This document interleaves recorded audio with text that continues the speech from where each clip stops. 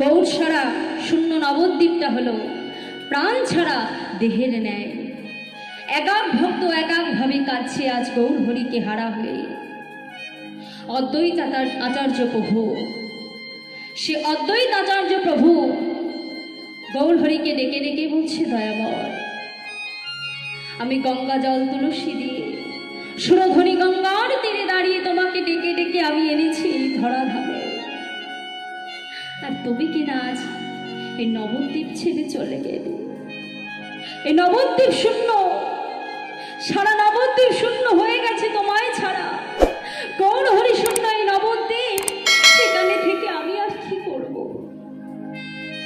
আজ শ্রীবাস প্রভু কাঁদছে, প্রভু সারা নিশি তুমি আমার ওখানে কীর্তন করতে, তোমার ছাড়া আমি আর কিছু জানি না। আমার মহাপ্রভু বিনা, আমার গৌর হরি বিনা, গৌর হরি শূন্য শ্রীবাস, আমার গৌর হরিকে ছাড়া কেমন ভাবে ওই শ্রীবাসঙ্করে আমি হরিনাম করব? আমার গৌর শূন্য সেই শ্রীবাসঙ্করে দর্শন করে আমি কি করব? আমার প্রাণ আমি রাখবো না। আমার গৌর শূন্য সেই শ্রীবাসঙ্কর আমি দর্শন করতে পারবো না প্রভু। হরিদাস ঠাকুর কাঁদছে, দয়াময়, আমার মতো অধমকে তুমি কৃপা করেছিলে প্রভু। আমার মতো এমন পতিতকে তুমি কৃপা করেছ, কিন্তু প্রভু কৃপা যখন করলে তবে কেন আমায় ছেড়ে চলে গেলে? নয়ন খুলে আমি দেখবো যে আমার গৌর হরি নেই। আমার গৌর হরিকে আমি এই নবদ্বীপে আর কোথাও দেখতে পারবো না। আমি আমার এই নয়ন আর মিলতে চাই না। এই চোখ খুলে আমি যেখানে তোমায় দেখবো না, সেই চোখ আমি আর খুলতে চাই না। এই চোখ দিয়ে আমি কিছু দেখতে চাই না। সবাই কাঁদছে মা, এমনকি নবদ্বীপের তিনও বলবো তারাও কাঁদছে আজ মহাপ্রভুকে ছাড়া হয়ে। আর ওদিকে সচি ঠাকুরানী, সেই সচিমা তিনিও কাঁদছে আজকে মহাপ্রভু তার নিমাইকে হারা হয়ে।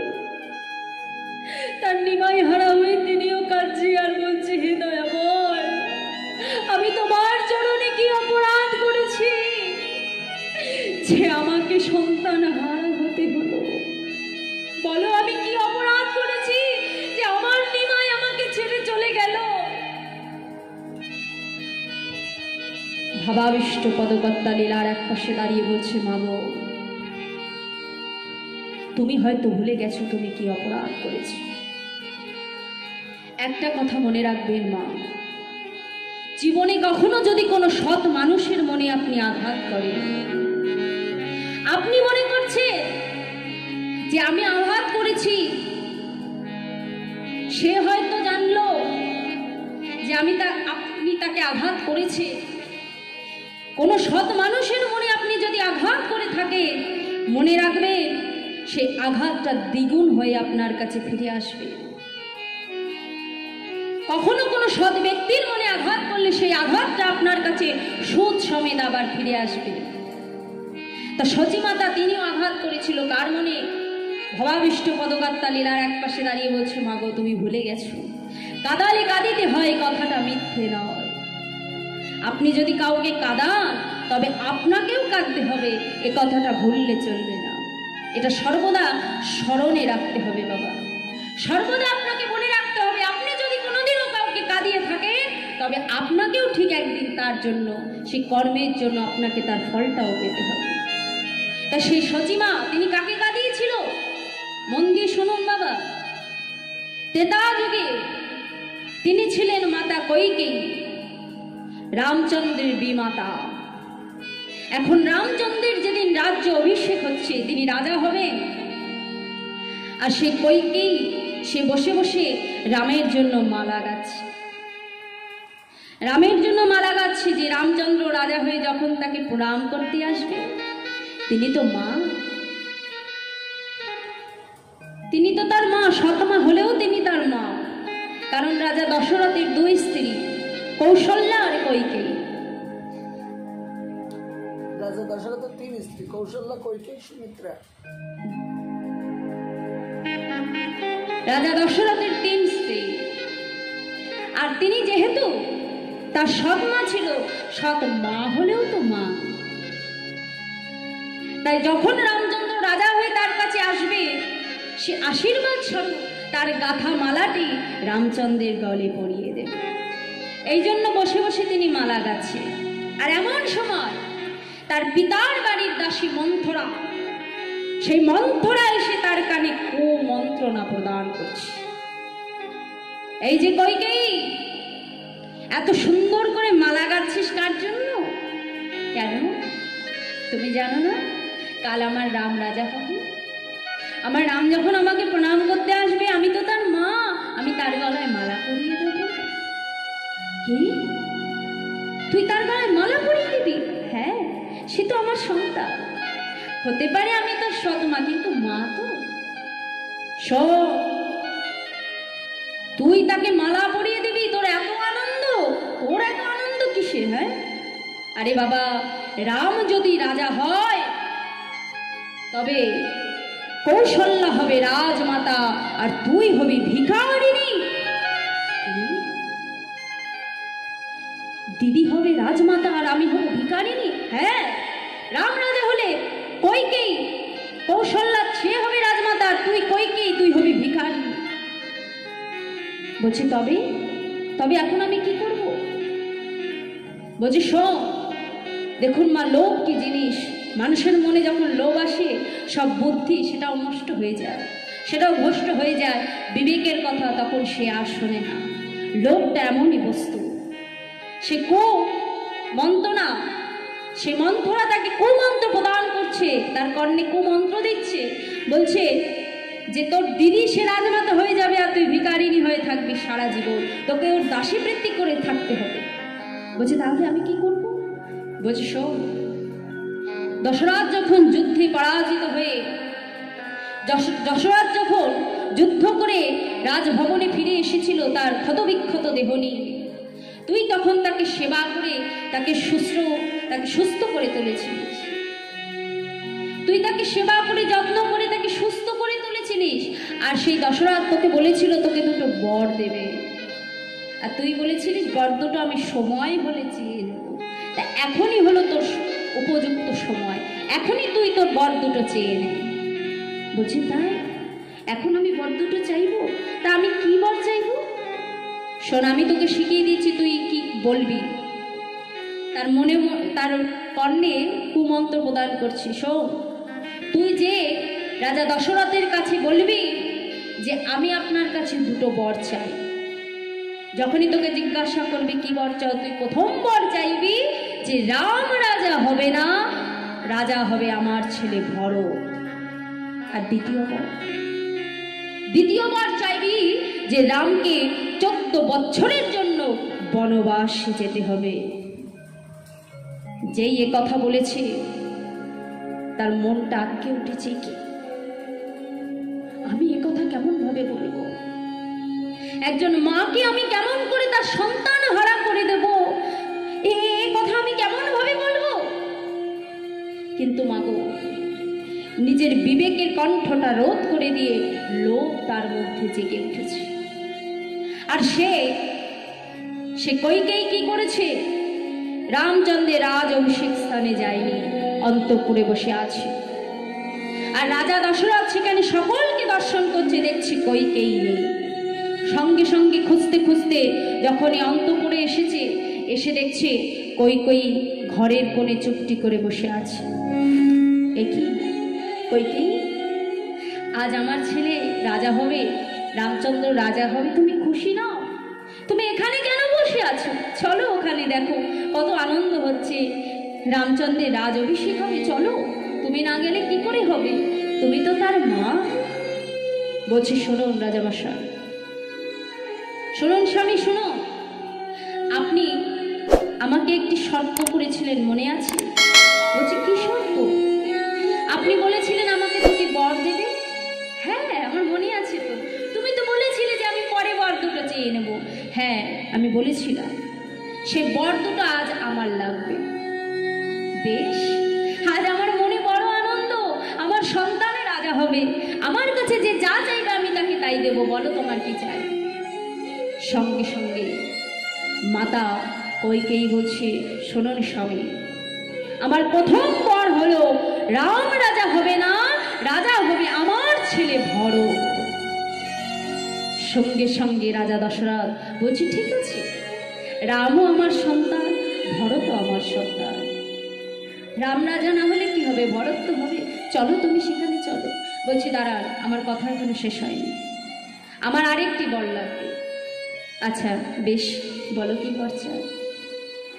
আরেকটি বর যখন চাইছে মা, মুখ থেকে তার বেরোচ্ছে না। দ্বিতীয় বরটা কি চাই সেটা মুখ থেকে বেরোচ্ছে না। সে বলতে পারছে না যে রামকে 14 বছরের ন্যায় বনবাসে যেতে হবে। তার কণ্ঠটা যেন রোধ করে দিচ্ছে, তার বিবেক যেন তার কণ্ঠটা রোধ করে দিয়ে আমাদের ইহজগৎকে শিক্ষা দিতে চাইছে যে তোমরাও দেখো, লোভের বশবর্তী হয়ে গিয়ে ভগবানকে কাছে পেয়েও আমি মা হয়ে যেমন তাকে দূরে ঠেলে দিচ্ছি, তোমরা আমার মতো এরা অর্থের জন্য, লোভের জন্য পাগল হয়ে ভগবানকে যেন ভুলে যেও না। তোমরাও যেন আমার মতো এরকম করো না, ভগবানকে কাছে পেয়ে লোভের জন্য ভগবানকে দূরে ঠেলে দিও না। আমাদেরকে ইহজগতের মানুষকে শিক্ষা দিয়ে যাচ্ছে মাতা কইকেয়ী। সঙ্গে সঙ্গে নিজের বিবেকটাকে রোধ করে দিয়ে বলছি, শুনুন স্বামী, আমার দ্বিতীয় বর হলো যে রামচন্দ্রকে 14 বছরের ন্যায় বনবাসে যেতে হবে। না না, তুমি কি বললে? এবার আমি তোমাকে দিতে পারবো না কইকেয়ী, তুমি ফিরিয়ে নাও, তুমি যা বলেছো এক্ষুনি ফিরিয়ে নাও তোমার কথা। তুমি জানো না যে রামকে ছাড়া আমি বাঁচতে পারবো না, রাম বিনা আমার রাজ্য অচল, আমি রামকে ছাড়া বাঁচতে পারবো না, তুমি তোমার বর ফিরিয়ে দাও। কইকেয়ী কিন্তু কোনো কথা বলল না মা। আর ওদিকে পিতা দশরথ সন্তানকে 14 বছরের ন্যায় হারাতে হবে এই কথা যখনই শ্রবণ করেছে, সঙ্গে সঙ্গে ভূমিতলে লুটিয়ে পড়েছে, অজ্ঞান হয়ে গেছে। আর ওদিকে মাতা কৌশল্যা মঙ্গল প্রদীপ হাতে জেলে নিয়ে আসছে। আজ তার মনে কত আনন্দ, আজ তার মনে কত আনন্দ, আমার রামচন্দ্র আজ রাজা হবে। মায়ের মনে কত আনন্দ।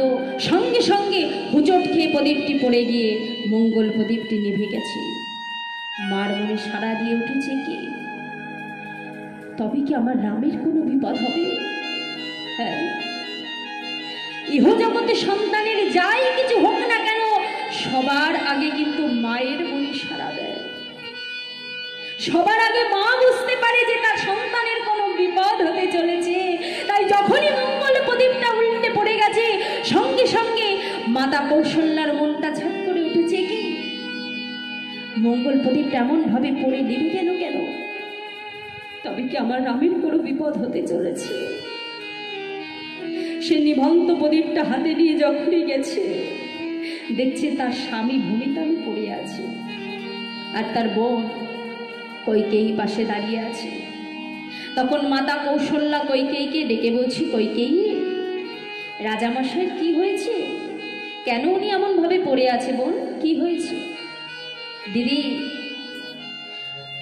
আমি রাজামশাইয়ের কাছ থেকে 2টো বর চেয়েছি, আর সেই কথা শুনে তিনি ভূমিতলে লুটিয়ে পড়েছি। কি বর চেয়েছিস তুই? এমন কি বলেছিস যার জন্য স্বামী এমন ভাবে পড়ে আছে? 2 বোনের মধ্যে কথোপকথন হচ্ছে, আর ওদিকে রামচন্দ্র এসেছে মায়ের চরণে প্রণাম করবে বলে। প্রণাম করতে এসেছে মাকে, প্রণাম করতে এসে দেখছে পিতা পড়ে আছে। পিতা, আমার পিতা পড়ে আছে কেন? কি হয়েছে মা? আমার পিতার কি হয়েছে? তাই এই যে বাবা দশরথ, সে এই যে জীবিত অবস্থায় তিনি পুত্র শোক পেয়েছে, তাকে জীবিত থাকতে হবে, কিন্তু তার প্রিয় রামচন্দ্র 14 বছর তার কাছে থাকবে না। জীবিত অবস্থায় তাকে পুত্র শোক ভোগ করতে হবে, এই কথা তিনি যখনই শ্রবণ করেছে ভূমিতলে পড়ে গেছে শ্রবণ করবা মাত্র। তা এই যে জীবিত অবস্থায় তাকে পুত্র শোক ভোগ করতে হবে, এটাও কিন্তু রাজা দশরথের একটা অভিশাপ ছিল বাবা। এটাও কিন্তু রাজা দশরথের অভিশাপ ছিল। রামচন্দ্র হবার পূর্বেই তাকে অভিশাপ পেতে হয়েছিল। একদিন রাজা দশরথ তিনি মৃগয়া শিকারে গেছে, আর মৃগয়া শিকারে গিয়ে শব্দভেদী বাণের দ্বারা এক মণিপুত্রকে সে মেরে ফেলেছিল, হত্যা করেছিল। তিনি ছিলেন অন্ধমুনির পুত্র সিন্ধুমণি।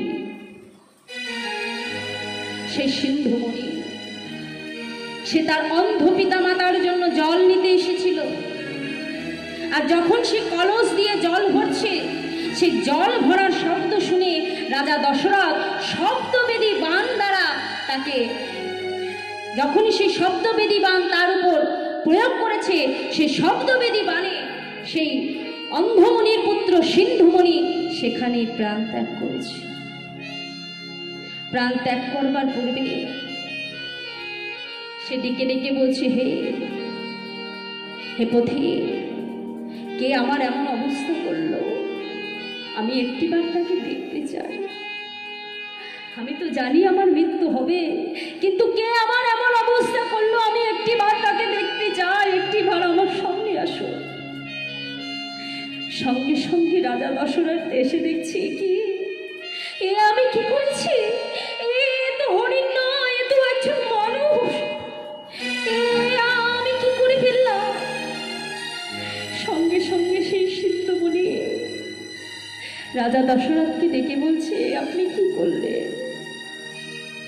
আমার বৃদ্ধ পিতামাতা ঘরে বসে আছে, তারা চোখে দেখতে পায় না, পিপাসায় কাতর হয়ে বসে আছে কুঠিরে।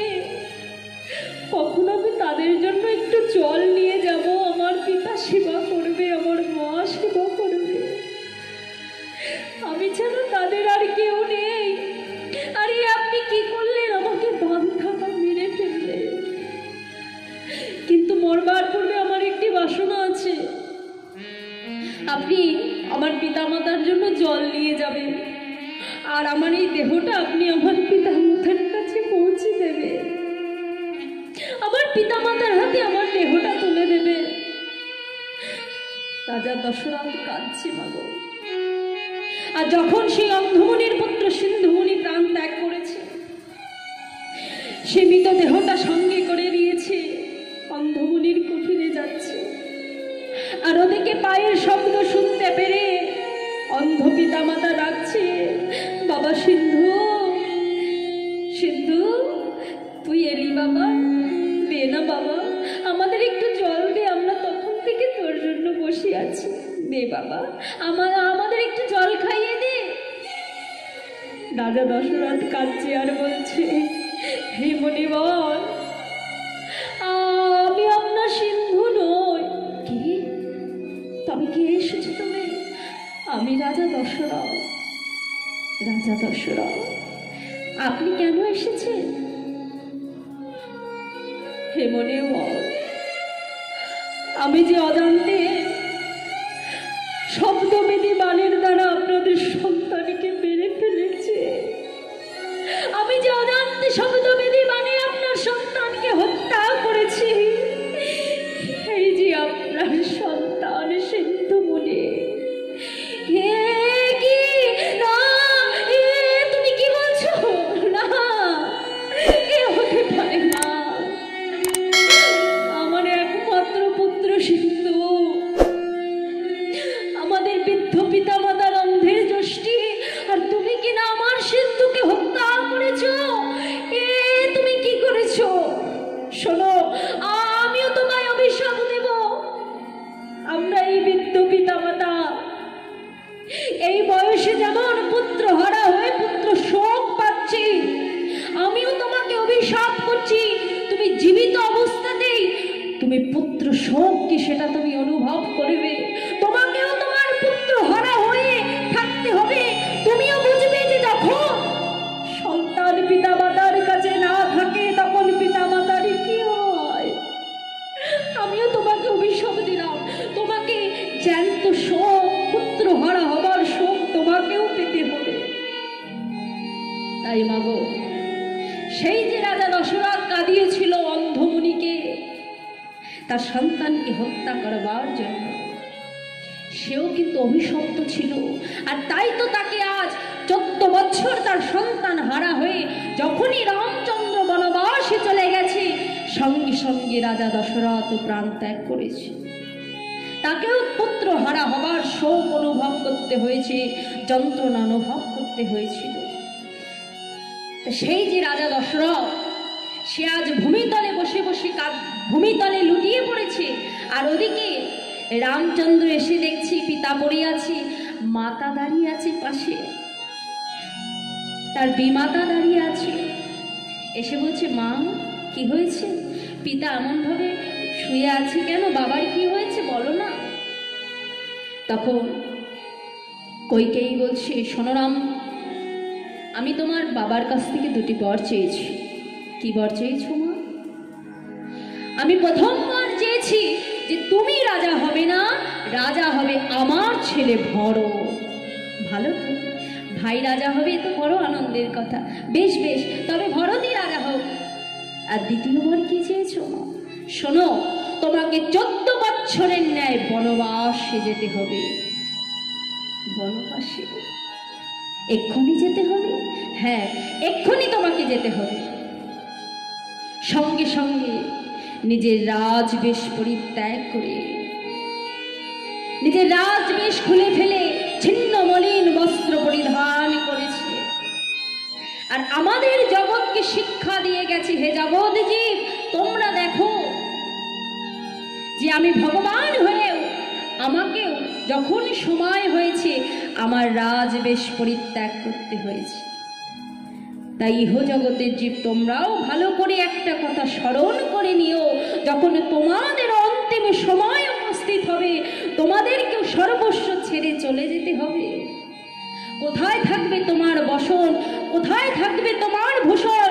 কোথায় থাকবে তোমার বাড়ি, তোমার অর্থ, তোমার টাকা? কিছুই থাকবে না।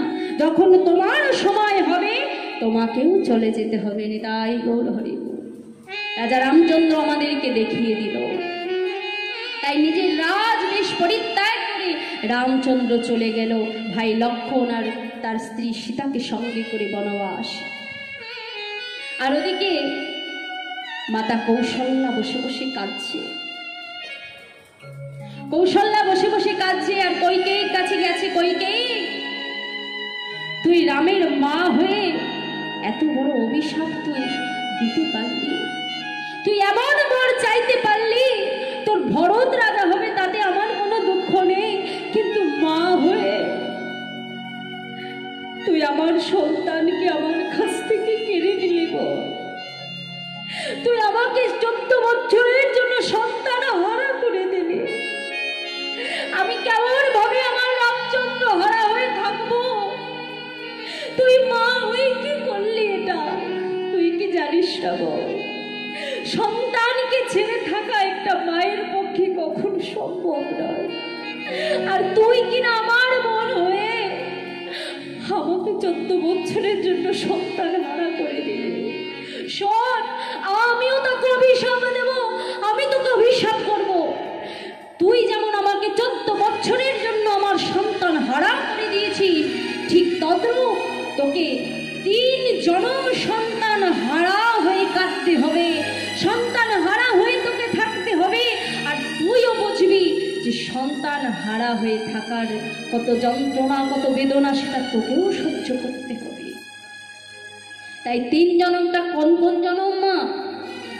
প্রথম জন্ম হলো দেবকী। দেবকী রূপে তার জন্ম হয়েছিল। সেই কইকেয়ী প্রথম জন্মে ছিল দেবকী রূপে। আর দেবকী রূপে জন্মগ্রহণ করে তার একে একে 7টি সন্তান হয়েছে। আর সেই 7টি সন্তান মারা গেছে। আর অষ্টম গর্ভে হয়েছে কৃষ্ণ। অষ্টম গর্ভে কৃষ্ণ জন্মগ্রহণ করেছে, কিন্তু জন্মটা দিয়েছে দেবকী, কিন্তু সন্তানের সুখ সে অনুভব করতে পারেনি। সন্তানকে জন্ম দিয়ে সেই সন্তানকে নিয়ে চলে গেছিল তার স্বামী কোথায়? যশোদার ঘরে। আচ্ছা